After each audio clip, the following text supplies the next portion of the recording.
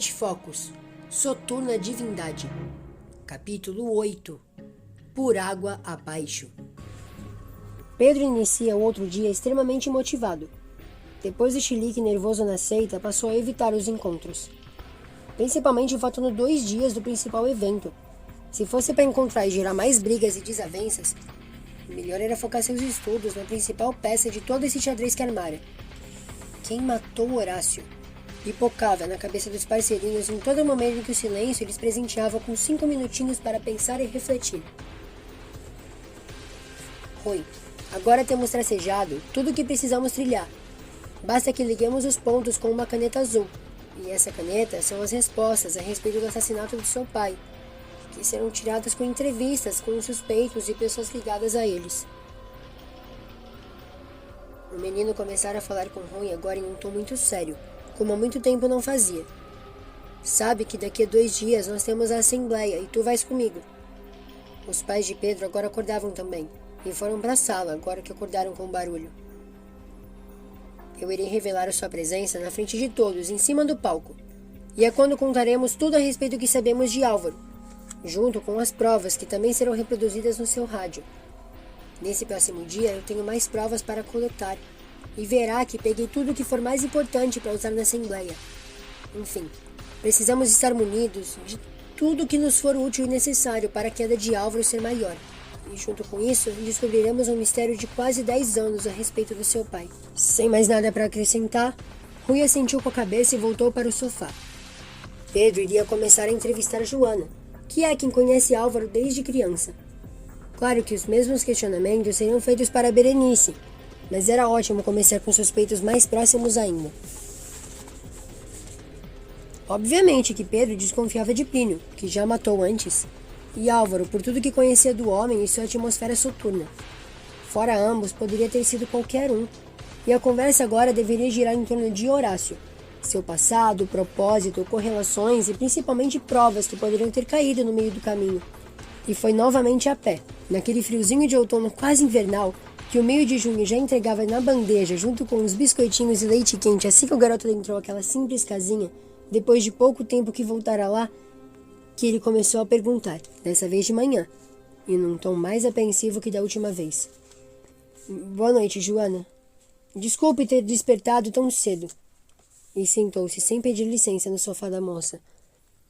Eu estou chegando à resposta que eu tanto busquei, e eu preciso agora correr atrás do que agora estou buscando. É por isso que eu estou aqui. Eu só te peço que não questione meus métodos e apenas responda as perguntas que eu fizer, tudo bem? E abriu a caderneta sem cerimônias. Felipe já se levantava do outro sofá, cético. Me conte o que sabe de Horácio e suas relações inimigas. A moça fez um sorriso nostálgico e saudoso no rosto ao ouvir esse nome. Ah, Pedro, eu adorava esse moço. Ele frequentava a casa desde muito novo. Há uns 10 anos, mais ou menos. Casou-se muito jovem com Berenice, antes mesmo da maioridade. Era um doce de pessoa. Eu via que Álvaro se incomodava muito com a existência dele. A irmã dele ficou extrema e perdidamente apaixonada pelo moço, de forma a não ver defeitos. E o moço era bem certinho, para falar a verdade. Escritor, correto, religioso. Mas não era católico.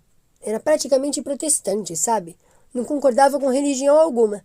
Até por isso fundou aquela seita bizarra com seu amigo Saulo. Álvaro ficou ainda mais estressado com ele quando Berenice engravidou, e Horácio passou a sair com uma amiga casada, a Júlia.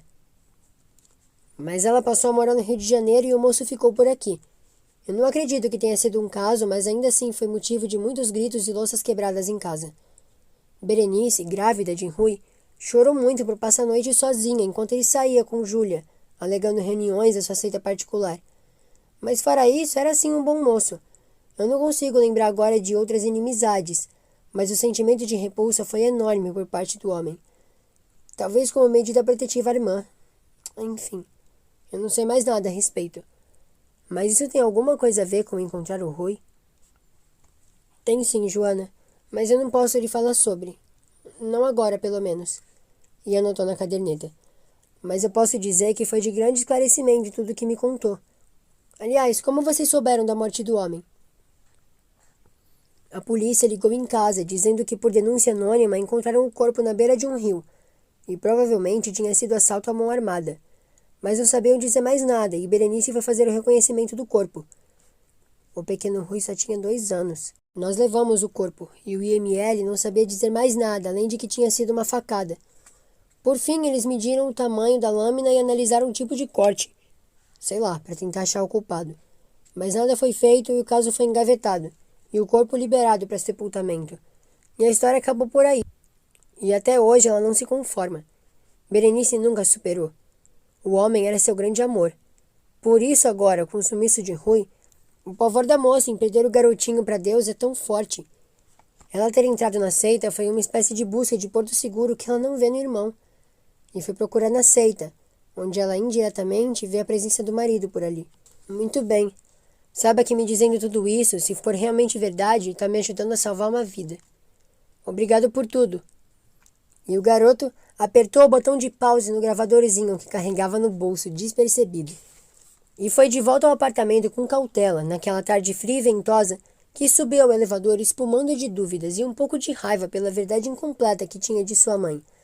Mas agora que uma pulga atrás da orelha lhe fincava o peito em forma de questionamentos duvidosos. Solicitou a presença de uma Júlia ainda de camisola e cabelos bagunçados para uma conversa particular. Foi recomendado segui-la até o quarto do casal, onde na cama que dividia com o marido a conversa seguiria seu fluxo comum. Mãe, eu quero que esqueça que temos quaisquer laços emocionais a partir de agora. Júlia, eu sou o Pedro. Eu tenho um assunto extremamente delicado para tratar, e quero que me conte literalmente tudo o que sabe ou se lembra. Eu tenho uma vida e uma morte nas mãos. Sei que sabe do que estou falando, já que convive diariamente com o Rui em casa. E em meio a um suspiro, que usou de pretexto para dar play no gravador, eu preciso falar sobre Horácio. Joana, que sempre foi empregada de Berenice, a viúva do homem, me disse que por um tempo vocês foram bem próximos. Se houve um caso, pode me falar. Eu preciso saber todas as inter-relações que Horácio pode ter tido, antes de ser morto e ter seu corpo jogado na floresta há quase 8 anos. Diga-me, o que você teve com Horácio e quem pode ter assassinado ele, segundo o que você sabe a respeito? Pois bem, detetive Pedro. Eu tive em Horácio um grande amigo e parceiro, do qual me aproximei muito no momento de fragilidade. Seu pai estava o dia todo fora procurando emprego, e eu procurei um amigo em quem me encostar, carente. Esse homem me foi muito importante e me trouxe para dentro da seita que fundou junto com Saulo. Foi lá que eu conheci o método espírita, com o qual eu tratava e lidava com os outros. Utilizava-se do poder da magia negra para fazer o bem, e eu fiquei muito impressionada com tudo. Afinal, ele era um amigo perfeito. E assumo também que eu tive um pequeno caso com ele. Eu sei que errei e eu fui culpada, mas foi rápido. Rápido o suficiente para durar só 2 meses. Deixei o homem em São Paulo cuidando de sua esposa e te deixei com Tiago. E lá fiquei. Sozinha? Sim. Mas ainda assim eu fui extremamente feliz. E agora faço o possível para reconquistar o Tiago, do qual eu me afastei por não saber mais o que sentia. Claro que o sentimento que eu carrego hoje é culpa, eu não nego. Mas eu fui sincera comigo ao me afastar. Eu precisava resolver minha cabeça. Desculpa eu não ter te contado, mas é que, para ajudar a esclarecer tudo, eu conto o que for necessário. Pedro ficou em choque, os olhos cheios de lágrimas. Toda a raiva e frustrações acumuladas por Júlia vieram à tona em forma de choro, daqueles em que se dói o pé da garganta de tanto choro travado. O menino segurava-se e não olhava para a mulher, fingindo notar tudo. Era ruim perceber que a mãe era humana o suficiente para errar e acertar. Mas era doloroso saber que tudo que sempre desconfiou era real. Seu pai foi enganado esse tempo todo. Seu pai achou que era amado nas ligações diárias ou com um retorno repentino. Mas a verdade é que ela estava tentando reaprender a amá-lo. E o garoto entendeu o que a declaração significava. Se Tiago tivesse descoberto aquilo naquela época, teria resolvido o problema com as próprias mãos? É possível, já que a moça foi embora mais ou menos na mesma época que tudo aconteceu. O problema é que não sabia também para onde ir agora. Então Tiago também era suspeito. Seu próprio pai poderia ter matado Horácio. Mas isso doía tanto. Era tão difícil saber que agora era o Pedro profissional. Pediu para a mãe esquecer todos os laços pessoais e assim ela o fez, mas poxa, por que doía tanto? O menino tentava não chorar, mas não dava. Apertou os olhos e chorou em silêncio. Sua mãe notou e a culpa invadiu seu corpo também. Não devia ter contado tudo, afinal. Será que tudo isso não era muito peso para um garoto da sua idade? Será que não estava exigindo muito de um adolescente saber tudo aquilo que estava falando? É o suficiente, mãe, disse por fim, prendendo a respiração para não mais chorar. Levantou-se e fechou-se em seu quarto. Rui estava lá, aguardando que Pedro voltasse já com respostas.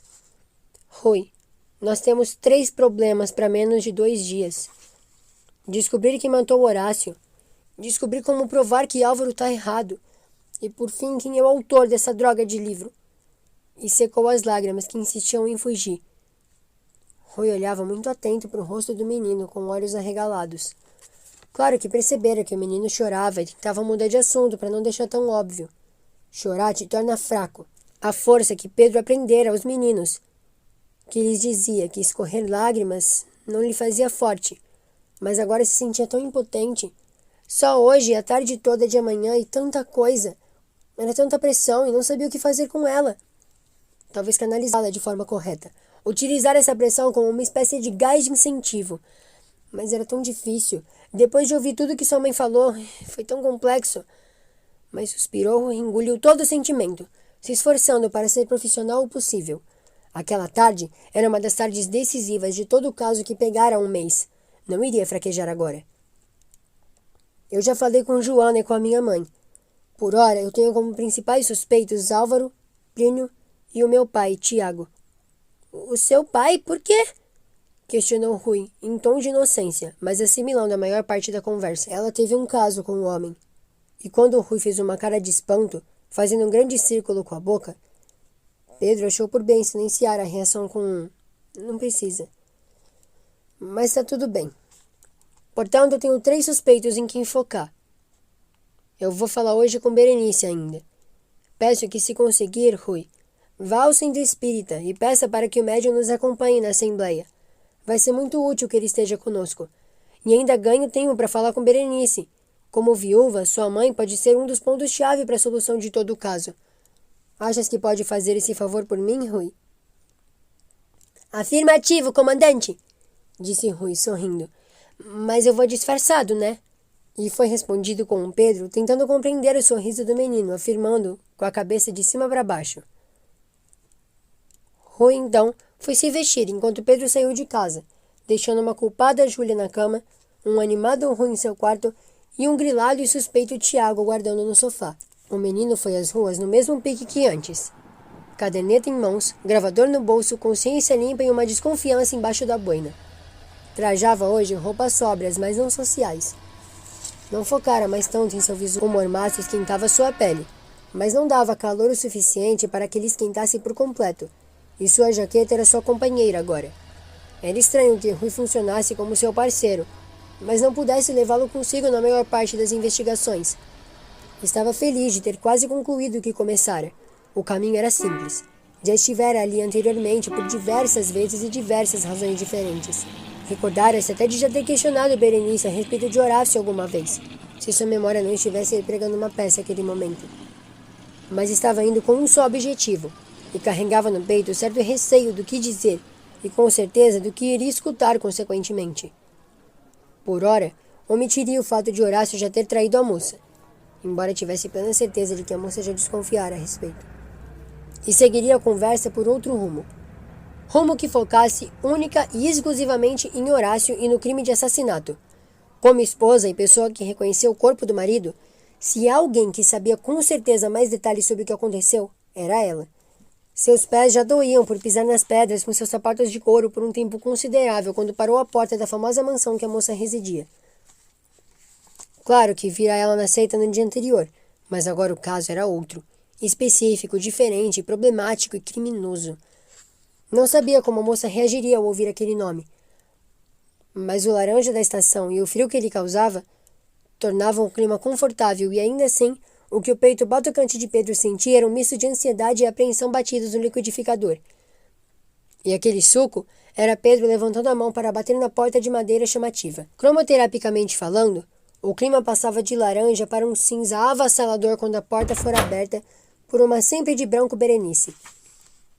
Com o mesmo olhar abatido de sempre, a moça vivia em luto completo, deixando morrer suas esperanças. Assim que o menino entrou calmamente, a moça lhe cedeu o sofá sem cerimônias. Um forte cheiro de incenso parecia denunciar rezas feitas em momentos anteriores por uma desesperançosa mãe. Sentado ao sofá, Pedro segurava-se as mãos em uma caderneta, que continha toda a autoconfiança que precisava ter em si mesmo para dar seguimento ao trabalho. Poderia parecer egoísmo para os outros, mas a confiança de Pedro no próprio trabalho é um incentivo para continuar exercendo, afinal. A moça parecia já esperar o que viria a seguir, e também sentia em sua melancolia certo medo de ter que tocar em sua ferida mais dolorosa. Boas tardes, Berenice. Começou Pedro, em um tom baixo. Eu estou aqui para dar seguimento à investigação para a qual eu fui contratado. Sabes que eu preciso buscar por Rui, sim? E a moça sentiu, friamente. Sabes, portanto, que uma coisa leva a outra. E acabei descobrindo por meus meios que seu ex-marido, Horácio, veio a falecer por volta de 10 anos atrás, sim? E a moça disse um baixo 8, silenciosamente. Pois bem, eu quero que me conte tudo o que você sabe sobre o caso. Quem você imagina que pode ter causado e todos os detalhes sobre o relacionamento e o casamento de vocês. Horácio e eu nos conhecemos muito prematuramente. Éramos imaturos, adolescentes, e os hormônios comandavam nossa relação mais do que a nós mesmos. Logo que iniciamos o relacionamento, nossos pais aprovaram.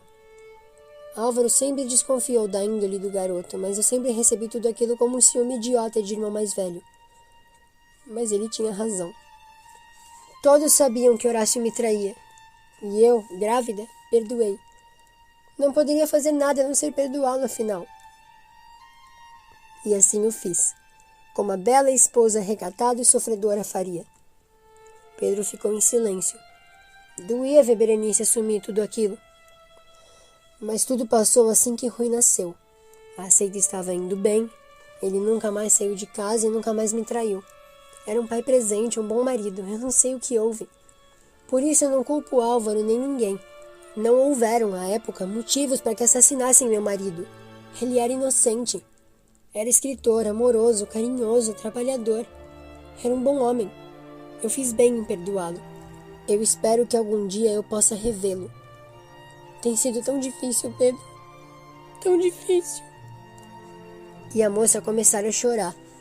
Ver aquilo, com a moça em sua frente já abatida, sendo obrigada a reviver os piores momentos de sua vida em sua velha camisola pela casa toda apagada, cheirando incenso, era péssimo para Pedro. Não gostava de vê-la assim. Mas não podia mais fazer nada, ele tinha que tocar nessa ferida. Talvez fosse remexendo nesse machucado que poderia dar o diagnóstico e o curativo adequado que lhe fizesse parar de doer e cicatrizar logo. Desde que o Rui sumiu, eu me vejo sozinha. Eu mudei para a casa do barão, pois eu sabia que assim ele não ficaria sozinho. Mas ver Rui sendo jogado nas ruas por conta de Álvaro eu não aceito. Meu filho não está seguro nem em casa. Quando o Rui quase morreu, há quase um ano, sabe quem ficou à madrugada velando seu sono? Eu. A mãe batalhadora e sofredora, que podia ter morrido de meningite também. E secou a lágrima com o pano largo e macio da camisola. Sabe que eu ficava rezando e chorando para Deus não levar meu filho e voltava para o quarto afirmando que estava tudo bem, quando na verdade eu sabia que não estava nada bem? E Pedro mirava a cena com bastante atenção, captando o máximo que possível de informações da moça. Eu fui uma boa mãe. Álvaro é um vagabundo, desempregado que ocupou a casa de nossos pais. Mas eu não posso acusá-lo de nada, Pedro, infelizmente. Mas posso lhe assegurar que não estou desamparada nesse sentido. Meu advogado cuida há 8 anos do caso e procura seu culpado. Eu vou procurar seu nome e telefone. Eu faço questão que o encontre. Conhece o Código Penal vigente? Como a palma da minha mão, afirmou Pedro, surpreendendo-se pelo interesse repentino da moça e confiança em seu trabalho a respeito do tema, e ficando feliz ao vê-la finalmente animada depois de dias em um sentimento de morte. Vê-la com vida, ainda em vida, era o melhor presente que Pedro precisava no momento. Pois então leve esse cartão. Como tem conhecimento no tema, podes falar em advoguês que ele vai entender. Procure, encontre e leve a resposta. Eu confio em você mais do que nele.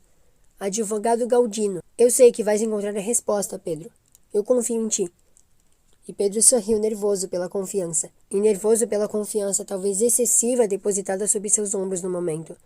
Não poderia garantir que teria a resposta que a moça procurava, mas que faria o possível para encontrá-la.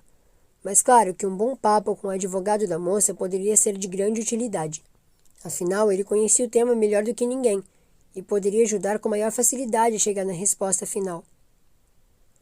Obrigado pelas sinceras respostas, Berenice. Eu fico apenas encucado com a afirmação que me fizeste em um momento anterior ao dessa fala. Disse-me que ele era escritor? Afirmou Pedro, com uma resposta em sua cabeça que jogara na conversa em tom de pergunta. O que ele escrevia? Ele escreveu um único livro, que eu guardo escondido como legado à seita. É uma espécie de regras em latim. Antes da seita virar essa palhaçada, regida por Álvaro, era um grupo espiritual devoto a Jesus, que usava de regras cristãs separadas por Horácio em um livro uma vez. Eu rasguei a parte do autor, porque se soubessem que era de Horácio, jogariam fora. No caso, ele retirou da Bíblia os preceitos que achou mais importante. Deu 50 no total. E reservou em um livro que nomeou de Hebet Focus, que dizia que deveriam focar apenas no essencial bíblico. Queira um foco, não é? Dentro de cada um dos preceitos, tinha um feitiço de magia negra, descrito embaixo como ele poderia ser utilizado para o bem. O último, o mais importante de todos, era este, Hebet Focus. Como magia, retirava a força ou espírito de dentro de um residente corpóreo. E como preceito, diria sobre estar sempre focado, como o nome sugere. Uau, é isso! Obrigado pelo esclarecimento e por toda a confiança. Hei de ligar para o advogado e resolver tudo em 2 tempos. Apenas solicito mais uma coisa de ti, se não for exigir muito. Será rápido, eu prometo. E depois de um suspiro que lhe tomava a mente, podes me emprestar o radinho do Rui? Tem um tocador de fitas atrás e eu preciso utilizar do mesmo. Por favor? A moça ficou surpresa pela solicitação aleatória, mas foi até o quarto do menino e pegou a caixinha analógica portátil que sempre distraía o menino em seus contemplativos momentos de descanso e relaxamento na calçada. Com um pouquinho de ciúme do objeto, a moça entregou o rádio para o menino. Era estranho entregá-lo para o garoto, mas ao mesmo tempo conseguiu ver Pedro de forma maternal e lhe deu o objeto sem relutar. Pedro sorriu, agradeceu e saiu feliz da vida rumo a seu apartamento. Um livro de magia, um livro de preceitos, tudo junto na mesma obra. Horácio devia ser um homem realmente extraordinário. Genial! Uma pena que jamais teria oportunidade de conhecê-lo. E agora estava com um objeto de madeira. Chave para a resolução de tudo que explanaria na Assembleia. Rosália e Bartolomeu estavam conversando no meio-fio, como agora costumavam fazer em todas as tardes. O vento de outono pedia blusas mais acaloradas e entregava narizes resfriados ao seu final. Bartolomeu não descansava. Estava o tempo todo tremendamente ansioso. A cabeça estava sempre alheia e girando. A bicicleta andava mais rápido que sua vontade de brincar hoje, e ele só pedalava por 1 metro antes de cair no chão. Ao menos as enormes blusas de frio protegiam o garoto de quedas que lhe machucassem mais. Se bem que seus traumas internos doíam muito mais agora, neste momento emotivo que vivia. Rosália, você acha que o Rui ainda demora muito para voltar? Eu não sei, Bartô, mas eu tô com saudade dele. Eu acho que ele tem muita coisa para resolver ainda antes que volte. Não quer nos colocar em perigo. Eu acho bonito isso, sabia? Disse mirando a menininha, que deitava na calçada, agora com a jaquetinha rosa fechada até o limite. A preocupação dele em nos manter bem muito me admira. Preocupo-me com ele também. Nunca chorei tanto como quando ele estava de cama. Eu acho que você ainda não fazia parte da turma. Mas naquela época em que o Rui quase morreu, eu fiquei muito mal. Eu pensava o tempo todo que ele não chegaria no dia seguinte. Mas felizmente ele tá aí. E fez uma pausa, mirando as nuvens. Acho legal que ele confie em mim como eu confio nele. Quando ele foi pedir abrigo ou com medo de casa, ele correu diretamente para a minha. Eu que acalentei ele. E agora é tu que me acalenta nesses momentos em que eu fico chato. Eu não te acho chato. Só preocupado demais. Eu confio nele, Bartô. Vai ficar tudo bem. Verá. E continuou focada a olhar o céu, tranquila, e aproveitar aquele friozinho que tanto gostava. Acha que Pedro conseguirá fazer tudo sozinho? Digo, que riscos acha que o Rui corre, afinal? Eu nem imagino, Rô. Mas eu acho que se a coisa apertar, Pedro vai pedir a nossa ajuda. Isso eu garanto. E prosseguiu contemplativo a olhar os carros e bondes que cruzavam a rua na sua frente. Um feliz Pedro sorria ao adentrar o próprio apartamento, em um êxtase que contrastava diretamente com a frustração sentida anteriormente. A investigação estava indo melhor do que nunca. Um dos mistérios fora resolvido ainda essa tarde. Aquele anoitecer e poente solar trazia com a noite o contraste da irradiação de felicidade que invadia o corpo de Pedro, junto com a porta que se abria para dentro da própria sala de estar. Rui veio direto do quarto para o local, agarrado em pastas e no livro, como se procurasse uma certa correlação entre ambos os elementos. Tiago olhava para a cena com espanto, e uma ruborizada Júlia parecia ter chorado bastante desde a ausência do filho. Diferente, animado e imensamente satisfeito, o garoto apenas despiu-se de sua caderneta e do gravador, que colocou em cima da mesa, retirando mais uma das fitas que Rui lhe dera de presente. Ao todo, eram 10 fitas, e já se faltavam poucas até que o estoque se acabasse. Puxou uma cadeira e sentou-se, olhando para a família que, ansiosamente, aguardava uma resposta que lhe trazia tamanha excitação, e com sua total razão em esperá-la, o menino resolveu, por fim, dar a eles, até porque precisava falar também sobre o livro. A respeito dos 3 suspeitos do assassinato de Horácio, o garoto achou por bem manter afastado de Tiago com o assunto. Ele podia muito bem ter descoberto o caso da sua esposa com um homem casado e cometido algum crime passional. Assim como o assassino Plínio poderia ter feito algo, visto já ser um assassino. E Álvaro, que já não gostava do homem, não queria ver a irmã sofrer. Fora o grande mistério de todos. Por que raios o Plínio matou o Saulo na sala de jantar aleatoriamente? Seria algum tipo de planejamento, uma espécie de teatro armado em prol de algo maior? Seria Plínio absolvido no fim das contas? Bom, essas respostas ele ainda não tinha, mas tinha hoje uma em especial que levaria suas investigações para a frente. Herbert Focus. Rui, eu descobri o livro. Foi Horácio quem escreveu. E nesse momento, Pedro sequer se atrevia a olhar sua mãe nos olhos. Conciliando preceitos bíblicos em latim com magias negras que se combinassem, o homem fez um livro de preceitos mágicos. Isso é, Herbert Focus é sobre você manter e possuir um foco em qualquer coisa, assim como você precisa mantê-lo para executar a magia negra homônima. É basicamente usar a magia negra para o bem.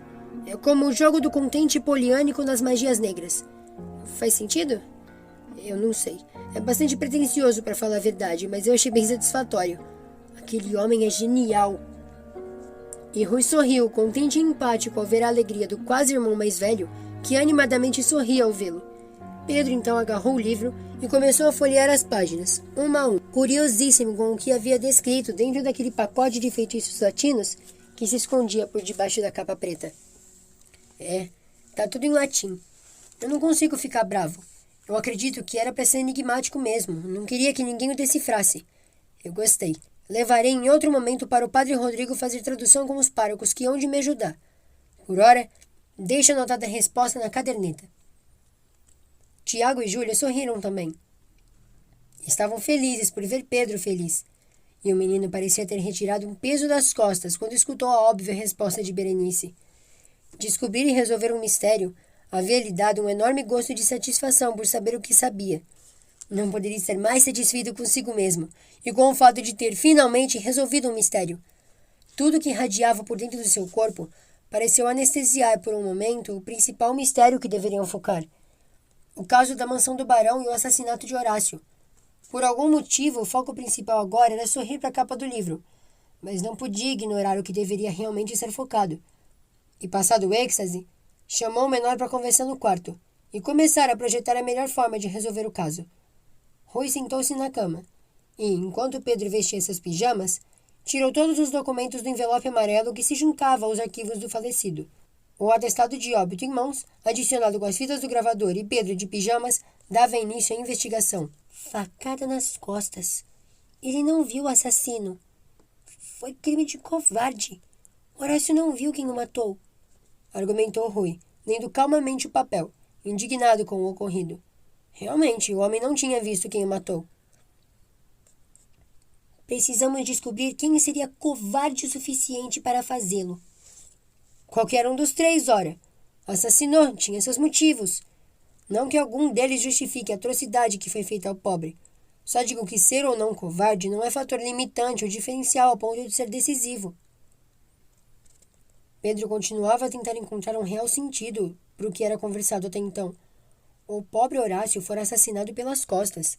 Aliás, morrer não santifica ninguém, e chamá-lo de pobre é quase que preconceito com assassinos. Não que isso faça sentido, mas também não é lógica depositar coitadismo em alguém desconhecido só porque ele está morto. Não temos caminho por onde ir. Ah, ô Rui, eu fiquei de lhe avisar. A Berenice me deu o cartão do advogado dela. A moça comunicou que ele já tem informações sobre o caso. Com um trabalho em conjunto, podemos chegar a uma resposta, juntos. Eu vou chamá-lo para ir à Assembleia depois de amanhã. Eu espero que tudo corra bem e que ele aceite. E antes que se levantasse em direção à sala para fazer a esperada ligação, um detalhe lhe chamou a atenção. A propósito, conseguiu ir ao centro espírita? Consegui. E o líder marcou presença na Assembleia. Eu passei um endereço e é possível que tenhamos que encontrá-lo na frente do Teatro Municipal. Eu disse que você vai ajudar no que lhe for necessário para provar a verdade e no que for justo o suficiente. O gravador estava com você, então eu não posso te provar nada, mas é certeza que ele vai estar lá. E sorriu amigavelmente. O tom com o qual ele falava aparentava ser até uma espécie de subordinado de Pedro. E era assim que ele se sentia, como um parceiro. E sentia bem cooperando. Sentia que logo voltaria para casa. E a paz que Pedro lhe dava era a única vez em muito tempo que se sentira em um real lar. No dia seguinte acordaram tarde. Já era a primeira hora depois do sol a pino, quando pensou em finalmente ligar para o advogado. O adolescente levantou-se, portanto, da cama e saiu do quarto passando pelo portal do patente em direção à sala e tomou o telefone em uma rápida manobra. Retirou-o do gancho, pegou o cartãozinho de papel com a mão direita, seguindo o número discado. Tiago e Júlia fingiram não prestar atenção, mas reparavam atentadamente na linguagem corporal de Pedro. O silêncio na sala era curioso, e o clima não era de apreensão, mas de imensa dúvida e curiosidade. E foi em menos de um minuto da linha sendo chamada que o chiado do outro lado denunciou que o advogado atendia o telefone. Alô? Olá, boa tarde. Sou Pedro. Seu número foi me indicado por Berenice, e eu venho lhe falar sobre o caso de Horácio. Eu sei o que aconteceu com o homem e vi tudo o que houve com base no atestado de óbito. Precisamos conversar. Eu tenho alguns suspeitos e eu acho que eu posso encontrar finalmente o assassino com provas concretas até depois de amanhã. Mas para isso, eu preciso saber o que sabe a respeito do Álvaro, que é um dos meus suspeitos. E o garoto parou, olhando para o teto, prestando atenção no que o homem dizia. Boa tarde. Não lhe conheço, Pedro, mas eu fui avisado por Berenice que ligaria. Pois bem, sobre o caso Horácio, eu não tenho informações adicionais ao que já está no documento que tenho em mãos. Aliás, eu tenho o nome do rio que o homem foi achado. É um rio afastado, profundo e corrente, que começa em uma cachoeira. O corpo foi encontrado às margens do rio São Carlos, que fica à beira do nascente bairro residencial do Alba. Ao lado de uma árvore, perto de um banco. Saberá quando olhar. Quanto ao Álvaro, eu tenho suas dívidas não pagas, acusações de assassinato e todos os processos que ele se meteu. Eu fui advogado da família antes de me dedicar somente a Berenice. Reconheço seu olho clínico. Quer marcar um lugar para nos vermos? O homem estava realmente gostando do rumo da conversa e criando confiança em Pedro. Afinal, foi por indicação da própria Berenice e o homem sabia bem disso. Pedro era um garoto que ele ainda não confiava, mas se forçava a confiar por conta da moça. O caso quedava congelado há mais de 5 anos para ganhar enfoque proporcional à sua importância e realmente dar seguimento ao que tinha que ser pesquisado. E Pedro estava animado para tal. E o homem percebeu que Pedro poderia encontrar a última pecinha do quebra-cabeça complexo que não tinha resposta. O sonegador de impostos conheceria a cadeia por fim, e o assassino de Horácio estaria encontrado em 2 dias ou menos. As engrenagens finalmente giravam para o rumo correto. Bom, encontre-me no Teatro Municipal depois de amanhã, na sexta-feira, às 8. Acontecerá no local uma assembleia religiosa extremamente importante, e eu tenho algumas coisas para resolver. No local e na hora marcada, estarei com as pessoas que preciso encontrar, e tu és uma delas, sim? E o homem confirmou do outro lado. Leve as pastas e os documentos, e eu levo a resposta final. Garanto que tudo ocorrerá de acordo com o Código Penal vigente. Prenderemos o culpado por homicídio doloso em pouquíssimo tempo. Se eu conseguir, até a Assembleia. É difícil conseguir lhe dar a certeza de algo tão específico quanto um fato como esse. Mas ainda assim, darei a resposta que tanto busca, com certeza. Obrigado pela confiança e tenha uma boa tarde. E o telefone fora desligado. Ótimo! Mais uma pessoa de suma importância estaria presente no local. O advogado Galdino, o médium que não se apresentou e Rui. Todos estariam lá com o único objetivo de chocar todos os presentes. O rádio de Rui também era extremamente importante, com seu pequeno tocador de fitas de auxílio. Trouxe esse tempo todo o rádio nada discreto debaixo do braço, e depois de toda a conversa, sequer reparou que deixou o mesmo descansando em cima da mesa em silêncio e desligado, aguardando ser usado em alguns dias. Por fim, tinha um longo caminho a trilhar, talvez longo até demais para ser dividido em 2 dias, mas longo o suficiente para deixá-lo animado para a solução. Plínio nervoso e Álvaro ansioso resolviam seus problemas antes de chegar à Assembleia. Excitação e confusão valsavam por dentro da pesada consciência do barão, que pouco entendia sobre o que falar. E a respeito do assunto, Plínio entendia menos ainda. Que droga! Sinto-me animado pelo convite e pelo grande evento que finalmente me lançará no mercado nacional publicitário. Mas que droga eu hei de divulgar? A religião criada por Horácio é genial, mas eu não entendo quase nada. Eu sei que Pedro está na defensiva, e se lhe der a palavra, ele é capaz de destruir tudo que levamos tanto para construir, dizia um inquieto barão de Silveira, caminhando de um lado para o outro da sala e muito ansioso. Usar a estratégia do enigmático barão é uma alternativa viável, mas eu terei que apresentar a seita de uma forma muito maior do que eu fiz até hoje em todos os jornais que eu fui entrevistado. Eu não tenho quaisquer cartas de inovação dentro da manga. O pirralho é genial. Eu assisti a sua apresentação de feira de ciências na escola há mais ou menos um mês. Mas ele não parece decidir se está do nosso lado ou se trabalha para Horácio. Desde que ele chegou aqui, o menino trouxe consigo diversos problemas. Enfrentou-me várias e várias vezes. Já fez Berenice ser possuída em uma espécie de ritual bizarro. E tudo para quê? Para provar que eu não sou luminescente? Disso todos sabem, droga! Mas o povo gosta do bizarro. O pessoal gosta do que crê sem ter certeza. O povo quer acreditar em coisas incrédulas. E vamos dar isso a eles, afinal. Por que não? Pedro parece não compreender. Desde que eu cheguei à seita, meu papel foi só facilitar as coisas. Esquecer os preceitos idiotas de Horácio. E usar dele para vender a minha imagem. E vendeu, Álvaro. Vendeu tão bem que depois de amanhã a mídia vai encher nossos caminhões de dinheiros e contratos de imagem. O problema é continuar vendendo algo que a gente não entende. O jeito é fazer o que Horácio faria. E seguir falando as palavrinhas em latim. O resto, deixamos com a fé da plateia. Com os líderes espíritas, você quis dizer, né, Plínio? Deus me ajude que nada dê errado.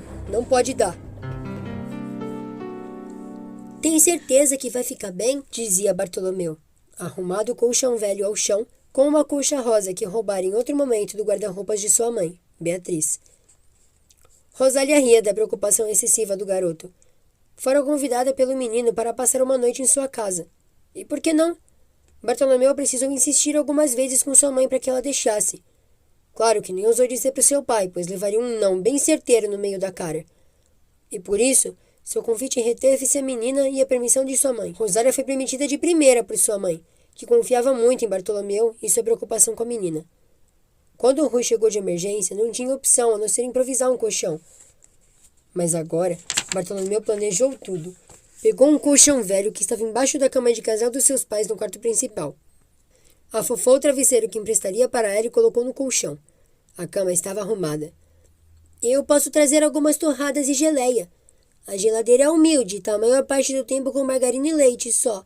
Mas temos o suficiente para uma noite de pijama, se você quiser. Bartô, são 3 da tarde. Relaxa. Pensemos na hora de dormir depois. Vamos brincar. E sorria ao ver o menino tão compenetrado em preparar-lhe a cama para a noite. O menino era tão focado em dar-lhe conforto que estava jogando a tarde fora e ignorando toda a tarde que usariam para distrair e brincar juntos. A amizade de ambos havia crescido muito recentemente, e isso felicitava muito o menino. Nunca, em todo esse tempo, fora tão próximo de alguém fora Rui, do que estava sendo agora da garota. Era bom tê-la consigo e saber que havia confiança mútua. Reciprocidade é essencial para uma relação funcionar. Depois que o menino achou que o colchão estava devidamente arrumado, correu para o quintal, onde, junto com a garota, brincaram normalmente pela tarde toda. Eu sou o rei, e não haverá príncipe algum te salvando. Vai morrer sozinha, princesa! Não preciso de ninguém, eu saio sozinha da torre. E pulava da mureta ao chão, sorrindo. Os pés descalços corriam no quente e cimentado quintal com muitos risos e brincadeiras infantis e pueris, que geravam certa distração à cabeça de assuntos tão pesados e complexos como que eles lidavam todos os dias. Estarem cercados de muros em presença amiga lhes trazia o conforto seguro de um lar em meio a diversões tão animadas quanto as que viviam ainda agora em presença de sua quase irmã. Bartolomeu ainda confundia os sentimentos e carinhos nutridos por Rosália, mas guardava aquilo para si. Agora, contendo-se em tratá-la apenas com um carinho amigo e sem tentar avançar em nenhum sentido para a amiga. Por fim, quando começou a anoitecer, as crianças cansaram de tanta brincadeira e seguiram para dentro da casa para comer torradas com geleia, previamente anunciada pelo menino. Framboesa, minha favorita! Rô, você acha que eu já sei andar de bicicleta? Eu acho. Mas você fica com medo de continuar andando. Precisa pegar um único impulso e seguir em linha reta. E mordeu a torrada, espalhando farelos em cima da cinzentada mesa de mármore. Não é complicado. Você só não pode ter medo. Tem que tentar. E sorriu. Logo eu te compro o presente que eu prometi. Só precisa passar no último teste. Que teste? E engoliu o último pedacinho de torrada na sua mão. Ai, agora essa. Que teste, Rô? Andar 10 segundos seguidos sem parar em cima de uma bicicleta. Se conseguir, eu te dou de presente aquela bicicleta usada que nós vimos anteriormente. O que achas? E sorriu. E Bartolomeu, apreensivo, dividiu-se entre topar e concordar com a ideia agora mesmo e ficar em silêncio, sem negar, concordando com a ideia por pura dedução. Optou pela segunda, deixando Rosália animada. Claro que era ótimo ganhar presentes, mas ser testado gerava toda uma pressão psicológica do qual não tinha certeza se estava pronto para lidar, mas faria o possível para fazê-lo e ganhar sua primeira bicicleta própria. E quando o insight bate à porta do que o menino vê como a única solução viável de algo teoricamente sem lógica, mas que fazia certo sentido a Pedro e talvez fosse a única chance de ambos de chegar a tão sonhada resposta. Afinal, esse tempo todo os membros da seita já sabiam da morte de Horácio? E, portanto, como que o advogado demorou tanto para chegar à resposta? O que estava faltando? Resolveu que mais uma reuniãozinha de emergência com Rui podia dar conta da resposta. Pedro pegou os envelopes, o rádio, uma porta fechada e ambos sentados na cama de pernas cruzadas. O visual era até engraçado, com as meias brancas de cano alto esquentando as canelas, enquanto o curto shortinho de pijama respirava os joelhos. As meias lhes pareciam bonitinhas, e arrancou de Rui um risinho, ao ver o tão formal adolescente trajado daquela forma se aproximando de ti, sentados no fofo colchão, devidamente arrumado de sua cor favorita, verde água. Cor essa tremendamente específica. Específica de uma maneira que o menino não conseguia explicar aos outros qual era sua cor favorita. Não é o azul esverdeado, é o verde água. E esses eram as pequenas excentricidades que formavam o pequeno gênio quem ele era. Por vezes, crises existenciais batiam à porta do pobre, e seu isolamento social e foco em rumo adverso de outros meninos da sua idade o deixavam estranho. Ser amigo de professores o tornava um jovem de mente velha? A ausência de interesses românticos também o enquadravam por aí? E o foco extremamente específico por assuntos e interesses organizacionais e profissionais também? Mas eram nesses momentos que algum espírito bom lhe dizia aos ouvidos frases do tipo: não é por ser diferente que é ruim. E tem razão. O fato de estar a parte de um grupo que a maioria concorda com determinada opinião ou segue um tipo de vida não significa ser estranho, só diferente. E nessa, cada um tem uma forma diferente de se expressar. Afinal, o que há de mal em querer se expressar? E eram nesses questionamentos que Pedro entrava quando parava para analisar o buraco que se enfiara. Todos os assuntos eram tão correlacionados que não podia crer que estava ali por pura coincidência. Certamente houve algum empurrão de algum espírito benigno. A loucura era como Júlio indicou sua presença na seita. Álvaro certamente rodava em sua procura há muito tempo. E naquele dia, na feira de ciências, foi ele que roubou o elemento faltante. Álvaro atrapalhou seu elemento apenas para fazê-lo lhe dar atenção. Júlia lhe pediu que incluísse Pedro na seita. Iniciar o primeiro contato de forma heróica era uma ideia de gênio para fazer parecer coincidência. Sim! Pedro entrou na seita por indicação de sua mãe e por empurrãozinho de Álvaro. Mal sabia a moça que colocá-lo por ali o faria descobrir tanto sobre Horácio e até sobre seu caso com o homem. Claro que o Pedro seria profissional e guardaria essa dolorosa confissão com ética apenas para dentro de si. Mas raciocinava que sua evolução lá dentro sempre fora estranha e complexa. Joana contara muito coincidentemente para buscar Rui, ao que o menino procurou refúgio logo consigo. Podia atender o pedido de Berenice e cair logo fora da seita, mas ficou. Ficou, pois certamente, com razão, sabia do que se tratava o grupo, e a forma como ele agia era muito estranha. A atmosfera soturna contrastava com o tédio e assuntos mal resolvidos nas reuniões. Os experimentos espirituais nunca funcionavam com Álvaro, mas funcionaram com Berenice. Os contatos com Saulo foram de grande utilidade para que o garoto compreendesse que não estavam em bons lençóis, afinal. Não. Pedro não tinha a mínima noção de que aquilo tudo era um grupo corrupto e plagiador, mas nem precisou fazer muito esforço para descobrir. E agora estava com Rui. O mistério de Joana já estava resolvido. E agora, derrubar o estranho grupo estava a alguns dias de acontecer. E só faltava o último mistério, que não fazia parte do planejamento, mas pipocou no meio do trabalho e não podia ignorar. Quem matou Horácio? Só faltava uma última lacuna a ser preenchida. O que raio estava faltando? Ei, claro! A arma do crime não foi encontrada. Rui, eu vou procurar a faca no rio. Acompanha-me. O quê? A afirmação certeira pegou Rui de surpresa. O que era óbvio. Não era fácil assim. Se não acharam em 8 anos, não achariam em horas. Já faz 8 anos e o rio tá frio, cheio de lixo. Eu não penso que conseguiremos. Rui, eu não tô perguntando. Eu preciso disso. É a única forma de resolvermos o que estamos aqui para terminar. Vai vir ou não?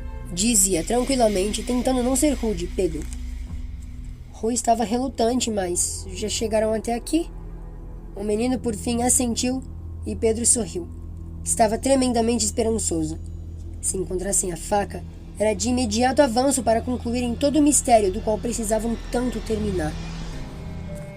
Pedro pensava ter tido uma ideia genial e inovadora. Poderia aquele pequeno objeto cortante, sujo de sangue, ser a resposta final que havia deixado um grande buraco durante muito tempo? O próprio necrotério que examinou o corpo do homem parecia não ter a resposta tão buscada por toda a família do pobre Horácio, que hoje estava sepultado, sem ter a certeza do que lhe aconteceu pelas costas. Sequer ele ou qualquer um dos presentes possuía exatamente a confirmação do que aconteceu. Não poderiam garantir que o objeto cortante que lhe feriu o corpo era necessariamente uma faca, o que lhes plantava uma pulga atrás da orelha. Qual seria exatamente a estratégia dos meninos para garantir que o objeto era literalmente o que tinha tirado a vida do pai de Rui naquele momento? Por fim, Pedro achou sensato, após muito pensar, levar todos os objetos cortantes que encontrassem aquela madrugada para o necrotério em análise.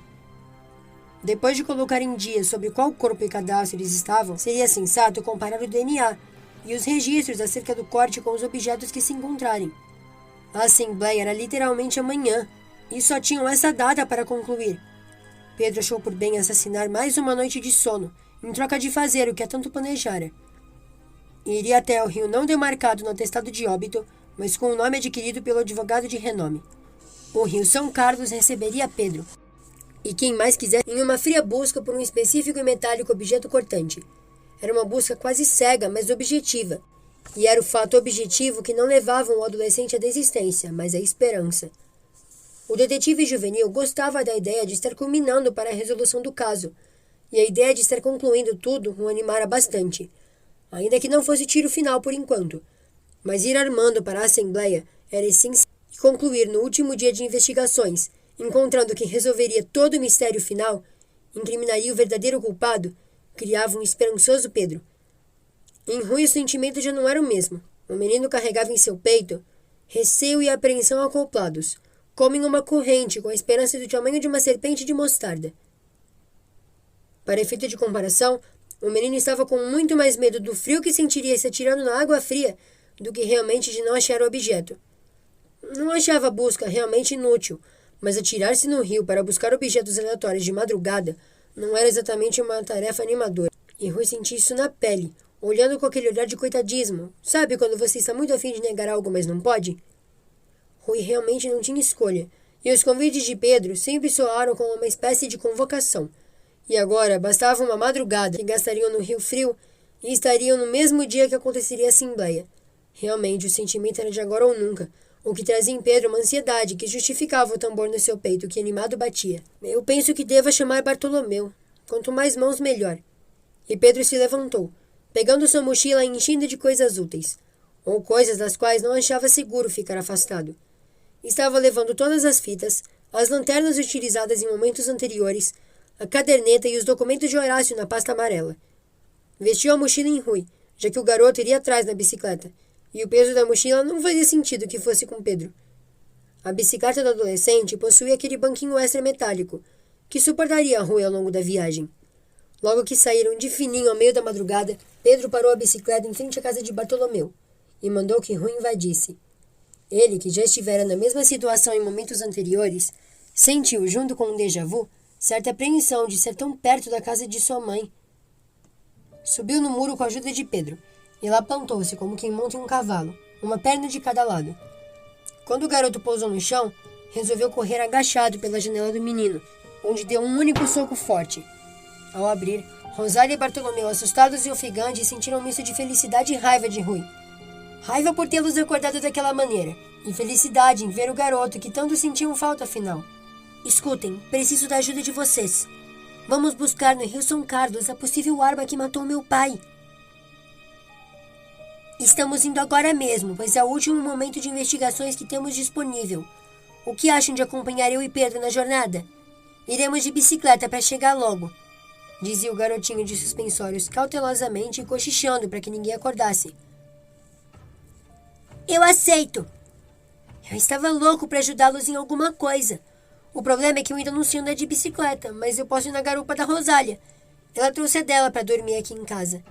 Apenas espere que eu troque de roupa e pegue o veículo. Dê-me 10 minutos. Espere lá fora, por favor. E como solicitado por Bartolomeu, o garoto o fez. Bartolomeu estava com uma roupa de verão, imaginando que a natação seria no mínimo confortável. Com uma camiseta sem mangas e bermudas acompanhado de um par de sandálias, o menino vinha na garupa da bicicleta que Rosália dirigia com dificuldade. A menina estava com um simples vestido rosa na altura dos joelhos, com babados e fitinhas nos ombros. Logo, as duas bicicletas com 4 passageiros já estavam nas ruas. Subindo e descendo ruas e cada vez mais se afastando do centro, em pouco mais de uma pedalada regada a muito suor, dor nas canelas e respirações ofegantes, os garotos estavam no ermo lugar descrito pelo advogado de Berenice. Galdino tinha razão. O banco da praça e a árvore estavam bastante próximos. A atmosfera do lugar era medonha. Não poderiam garantir que não tinham cobras ou escorpiões naquele mato alto que pisavam assim que desceram das bicicletas. Espreguiçaram-se com calma e olhavam para o rio. Ele estava completamente parado, mas a água era extremamente limpa, só que ele era bastante fundo. A queda d'água que desembocava nele estava bastante longe, mas tinha alguns metros de profundidade e extensão consideráveis. Quase como um lago, o mesmo ia até bastante longe em largura e comprimento. Pedro retirou sua camiseta, revelando um corpo juvenil e magro. Pele alva e corpo no geral franzino, com algumas costelas aparecendo, o menino atirou a roupa num cantinho do banquinho da praça. Um pouco tímida pelo menino, Rosália resolveu ignorar o fato e pegar a lanterna das mochilas de Pedro, que encontrava-se repousando junto com a bicicleta, apoiada na árvore. É melhor irmos de 2 em 2, dizia Pedro, retirando sapatos e meias. Rui, venha comigo enquanto Bartolomeu e Rosália acendem as lanternas por fora para tentar nos ajudar e nos avisar de qualquer problema. Aqui é muito ermo, precisamos de vigias. Rui, por sua vez, precisou retirar as calças também, uma vez que estava de suspensório. O vento frio pegou o menino de jeito quando bateu nas suas costas, tornando a sensação muito desagradável. A boina selava um montinho de roupas como uma cereja no bolo. Mais magro que Pedro, mas era um corpo comum a uma criança hiperativa. E os meninos deram-se as mãos. Estavam de costas às margens do rio. Olhavam para baixo como se esperassem o momento certo de mergulhar, mas esse momento não vinha exatamente quando esperavam. E não lhes restaram alternativas a não ser pular de uma vez. Iniciou uma regressiva não anunciada de Rui. Lanternas foram acesas e Rosália com Bartolomeu deu um passo à frente. O ar estava úmido e frio, fazendo com que Rui estivesse tremendo a voz um bocado mesmo antes de saltar. 2... Seria isso uma boa ideia mesmo? O rio era fundo à beça. E embora soubesse nadar, o receio de ficar doente por conta do frio era enorme. Inclusive, alguém lembrou de trazer toalha? 3! E os meninos mergulharam. A água gelada no alto de suas costas despidas doía fundo como uma faca que lhe cortava. Abriram os olhos. Não tinha tanto barro na água e ela nem era turva, mas os olhos ardiam pelo contato da mesma. Era complicado enxergar quaisquer coisas nítidas e a falha iluminação entregue por Bartolomeu e Rosália tentava auxiliar em alguma coisa, mas, no fundo, de nada adiantava a presença deles lá, fora o serviço de vigia. Resolveram ir para o fundo, soltando um da mão do outro. Pedro mergulhava fundo, avançando cada vez mais com os braços. Sentia seus consideravelmente volumosos cabelos dançarem na água. A respiração presa começava a pesar em seu peito, e antes que pudesse atingir o fundo, subiu para tomar ar.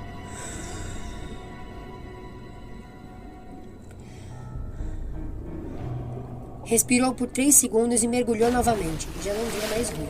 Sua audição ficava bastante debilitada no fundo da água. Estava distante da margem. Cavava, enterrando suas mãos na terra e nada via. Olhou para trás e viu Rui voltando para a superfície com algo brilhante em mãos. Subiu também e viu o pequeno Rui de cabelos encharcados e olhos vermelhos entregando para Bartolomeu uma grande tesoura. Havia essa possibilidade. Bartolomeu guardou junto com as roupas no banquinho. Rui, satisfeito, mergulhou novamente. O pequeno sentia bastante frio e a temperatura da água à luz da lua, sem nada que pudesse lhe esquentar o despido corpo franzino, não eram nada confortáveis e ele tremia muito. Mas ignorava os sentimentos físicos com foco em encontrar lâminas e objetos cortantes. Prendia o ar cada vez que voltava para a superfície e mergulhava fundo. Não se afastou muito da margem, uma vez que achava extremamente necessário estar perto de todos. Pensava que se alguém matou outra pessoa na margem do rio, jogaria de uma vez só. E uma vez encoberto pela terra, não podia ter ido muito longe.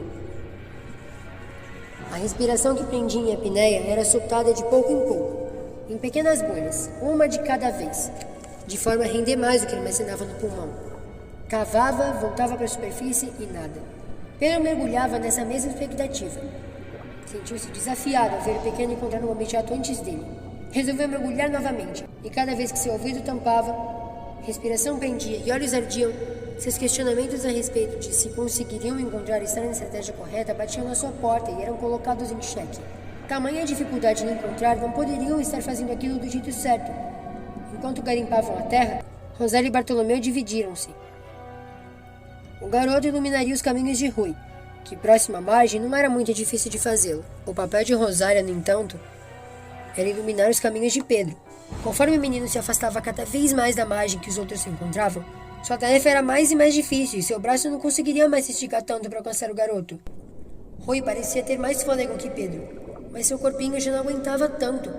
Resolveu ir um pouco para a direita, já que ali não estava conseguindo tanto resultado. A água no olho ardia bastante e agora sentia uma dorzinha nas costas de frio. Estava seriamente pensando em retirar-se, mas seguiu a busca, coisa que o compenetrado Pedro não sentia. O rio estava gelado, sim, mas sua adrenalina não lhe permitia sentir frio.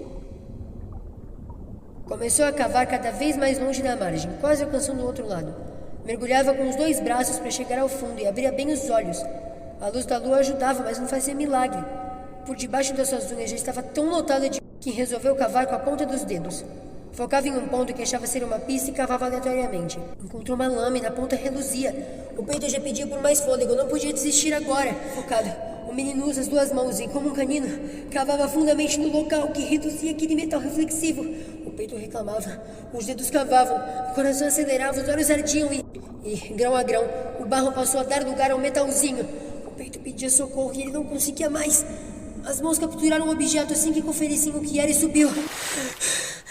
Respirou ofegante olhando ao redor, o peito disparado. Olhou para a margem e ninguém estava lá. Gritou por Bartolomeu e ele respondeu às suas costas. Chegou na outra margem, olhou para suas mãos e conferiu o objeto. Era uma navalha. Era uma possibilidade. Atirou o objeto em direção a Bartolomeu, que saiu da mira para não ser acertado, mas pegou na grama assim que ela recebeu. Depositou a navalha ao lado da tesoura pontiaguda. Pedro estava feliz consigo, mas ainda assim continuaria buscando mais objetos. Mergulhava, cavava, subia, respirava. Esse era o ciclo arduamente repetido pelos meninos. Rui já estava se sentindo bem fraco e tremia muito. Sua energia começava a se esvair do corpo. Então ele saiu da água um pouco zonzo e sentou-se à margem, contemplando a busca de Pedro enquanto descansava um pouco. Olhava a luz da lua e o céu noturno, e por vezes se questionava se estava agindo certo. Poderia estar tranquilamente aquecido, enrolado no cobertor, adormecido na cama. Bartolomeu viu a cena do pensativo e cansado menino como iniciativa. Retirou sua camiseta regada com rapidez, entregou a lanterna para Rui e depositou com veemência e sem questionamentos ou aviso seu corpo para dentro da gelada água. O menino poderia ser um ótimo substituto para Rui. Se soubesse nadar, o menino entrou de uma vez só, mas não subia. Debatia-se no fundo do rio, afundando mais e mais enquanto gritava por debaixo da água, soltando bolhas da boca. Pedro percebeu a movimentação e resolveu nadar do outro lado da margem, até este em que Bartolomeu se meter em dificuldades. Por perceber que Pedro não chegaria a tempo, Rosália pulou na água com seu vestido encharcado, flutuando, funcionando como boia. Agarrou o corpo de Bartolomeu e puxou para cima. O menino já respirava ar puro. Pedro chegou e ajudou a tirá-lo do rio. Saiu também, vendo uma ótima oportunidade para um intervalo. Todos encharcados, Rosália com o vestido em sopa, Rui tremendo de frio e extremamente sem energia, e Pedro de calças encharcadas, olhos vermelhos e rosto exausto, carregando em sua feição certa graça com a cena. Perguntou para Rosália o que houve e ela explicou os fatos. Ambos, sentados na grama, se olhavam em desespero. Quem ajudaria Pedro na tarefa de agora em diante? Rui ficaria doente se o fizesse. Rosália ficaria de vigia. Eu continuo daqui, não precisam se preocupar. Protejam-se se algo acontecer ou se alguém aparecer, por favor. E me protejam também se conseguirem. E o garoto ficou em pé, esticou os braços e mergulhou mais uma vez. Não poderia parar de procurar. Tinha que acabar com aquilo urgentemente. A água não estava mais tão gelada, seu corpo acostumara. Era mais confortável agora estar mergulhado do que fora da água, onde provavelmente o vento tornaria a temperatura ainda mais fria. A água já entupia seus ouvidos e enrugava seus dedos quando ele resolveu seguir nadando para a esquerda. Neste lado canhoto, ele sentiu mais confiança de encontrar algo. Mas pressentimentos não fazem uma investigação ser efetiva. Aquela fria madrugada finalmente focava em uma investigação sem tempo para respirar. O desenvolvimento corporal de Rui era realmente menor e menos enérgico e justificava seu cansaço. Mas o de Pedro também poderia se cansar, como qualquer ser humano, mas não se permitia sentir cansaço. Cobrava-se excessivamente por respostas e as encontraria. Quando foi subir para pegar mais ar para seus pulmões descansarem, sentiu que algo espetava um de seus pés. Mergulhou calmamente e descobriu uma lasca de vidro, como se recém-retirada de uma garrafa de bebida quebrada. Guardou no bolso, acreditando que o tempo que gastaria indo até a margem poderia ser melhor utilizado investindo em mais tempo de pesquisa. Manteve-se nadando para a esquerda e para a frente, afastando-se cada vez mais das crianças. Continuava a pesquisa com grande foco e autocobrança. Não podia passar de hoje, não podia não encontrar. Era aquilo e pronto. Seus cabelos já ressecados caíam por diversas vezes sobre seus olhos. Não encontrava nada. Logo percebeu que o cansaço estava fazendo devanear um bocado. Perder-se em meio à busca por diversas vezes. Voltou para a superfície e ficou com os ombros nus para fora da água, juntamente com a cabeça e os encharcados cabelos pingando e escorrendo água fria sobre o rosto. Ficou raciocinando por alguns momentos. Em uma nova estratégia, da qual realmente pretendia utilizar, e não como fez para entrar no cartório, o garoto utilizaria como pá escavadora aquele caco de vidro recém. Facilitaria, doeria menos as mãos e seria mais fácil de encontrar quaisquer coisas que jaziam enterradas. Pedro não tinha marcado quando pararia de buscar, e provavelmente apenas quando o sol viesse lhes cumprimentar. Mas prosseguiu a busca. Segurou o caco como se fosse dar uma facada em alguém e mergulhou os olhos bem abertos no fundo do rio. Esfaqueava a terra com foco. Fazia buracos no meio daqueles grãos, que atingiam seus olhos também. Furava e nada. Furou novamente, nada. Mas a estratégia de tentar algo novo, ao menos lhe dava esperança. Não importava ao garoto de que nada adiantasse. Não importava o que iria fazer e para onde chegaria. Não importava que a fórmula que agora criava estava funcionando. Estava? Bem, para ele estava. Cansava menos o braço e ele já sabia se havia algo. como no momento da 23ª furada, da qual o menino achou que, contando na cabeça, o tempo passaria mais rápido. Em qual de 15 em 15 o garoto subia para respirar. E encontrou um objeto fincado para baixo. Uma garrafa de uísque jazia derrubada, poluindo o rio que recebia banhistas diários nas estações mais quentes. Respirou. Mergulhou. Fincava, cavava, furava. Nada. 37, 38, 39. Furava. 44 e uma nova descoberta. Uma faca reluzente jazia fincada lá embaixo. Muito bonita, um aspecto colecionável. Segurou como uma nova arma e usou as 2 mãos para esfaquear a terra. Respirou, mergulhou. Água gelada, pele ressecada e enrugada. Cansaço, respiração pesada e peito apertado pela pressão aquática. Mas só pararia quando chegasse ao seu limite. 59, 2 facas de uma vez. 65 e mais 2 furadas no barro. 71 e mais uma tesoura, agora daquelas enormes de tecido. 79 e um peão de madeira forachado. 82 e um vidro de refrigerantes. 93 e uma lata de óleo furada. 94 e um papel de chocolate sujo descartado. 95, uma furada e vazia lata jogada fora. 96 e uma respirada. 97 algum lixo qualquer. 98 um canivete suíço e um molho de chaves entrelaçado. Pode ser que sim. Bolso. 99 2 furadas que só serviram para nada. 100 e Pedro saiu para entregar o que havia encontrado. Subiu à superfície com os bolsos cheios e viu que o sol apontava que haviam encontrado objetos suficientes àquele amanhecer e que provavelmente a arma do crime deveria estar por ali. Uma navalha, 2 tesouras, uma faca, um caco de vidro enorme, um canivete suíço e um molho de chaves. Fora seu achado e se orgulhava de ter contribuído. Estava muito ansioso para avisar os meninos para que seguissem as buscas que deveriam encontrar a arma do crime e correr ao necrotério para não se atrasar. Qual não foi sua surpresa ao chegar à margem e encontrar os meninos cochilando em grupo. Rui e Rosália lhe apoiando seus corpos, um de costas para o outro. E em sua lateral, como um pilar, Bartolomeu apoiava suas costas no espaço entre ambos. As cabeças se apoiavam e, assim, jaziam cochilados, sentados. Pedro viu a cena com ternura e não sabia a melhor forma de acordá-los. Resolveu pegar as peças e recolher junto das outras, que já estavam reservadas anteriormente. Depositou ambas em um compartimento na sua mochila. Pegou o conjuntinho de roupas de Rui e lhe colocou a boina na cabeça, e apoiou a camisa do menino e as calças em seu colo. A regata de Bartolomeu ele colocou no seu colo também, e por fim, ainda descamisado, reparou que o vestido de Rosália, bem como seus cabelos, já estavam secos. Passou muito tempo na busca e nem reparara nisso, até ver que Rui estava completamente seco e seu corpo já estava quente. Ao que Pedro conferiu, encostando as costas da sua mão na sua face, e ao fazê-lo ele despertou de um leve sono. Nesse despertar, enxugou os lacrimejantes e sonolentos olhos se mexendo, fazendo despertar os outros 2 também. A sensação do crucifixo úmido e gelado nos peitos já quentes e descamisados de Rui e Pedro trazia um certo incômodo. Encontrei mais alguns objetos. Vistam-se, precisamos terminar.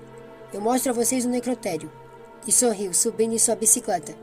O sonolento Rui vestiu sua camisa com dificuldade em fechar os botões, de forma que começou o primeiro errado, ficando com a camisa torta com uma sobra de 2 dedos de pano por baixo. Pedro também abotoava sua camisa por cima da bicicleta, e seu corpo agora evaporara aquelas gotículas que capturava da água, e resfriava um bocado, mas algo humanamente suportável, quase refrescante. Rui fechou os suspensórios e Bartolomeu estava pronto. Rosália espreguiçou-se antes de subir, certificando-se de que estava acordado o suficiente para guiar o veículo. Seguiram pedalando diretamente ao necrotério.